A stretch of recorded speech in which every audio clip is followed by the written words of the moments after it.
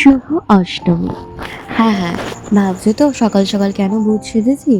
কারণ আজকে মুখে অনেক ট্যান পড়ে আছে, একটু ঘোরাঘুরির জন্য একটু তো ট্যানটা কাটাতে হয়। তারপরে একটা ইনভিটেশন ছিল, সেখানে গেছিলাম। খাওয়া দাওয়া করে রাতে এসে খেয়েছিলাম। বাড়িতে মোমো আনিয়েছিলাম, বিকজ মোমো আমার ফেভারিট। তো তারপরে অষ্টমীতে আর কোথাও বেরোনো হয়নি।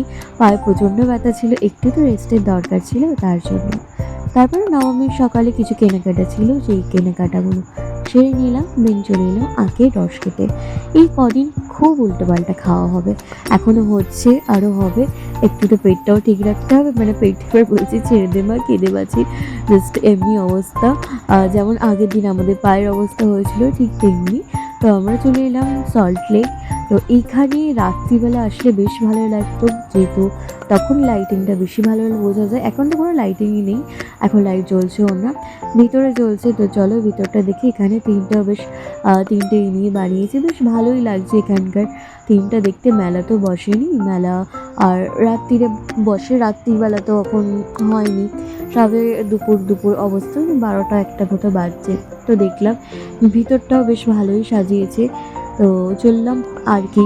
এই আজকে যেহেতু নবমী পড়ে গেল, নবমীর দিন আসলে না মনটা খারাপ হয়ে যায়, যে আজ নবমী কাল দশমী, তারপরে আবার চলে যাবে মা, আর দেখা হবে না, আবার একটা বছর পর দেখা হবে। যাই হোক, এই যে প্যান্ডেলটা দেখো কত সুন্দর লাগছে।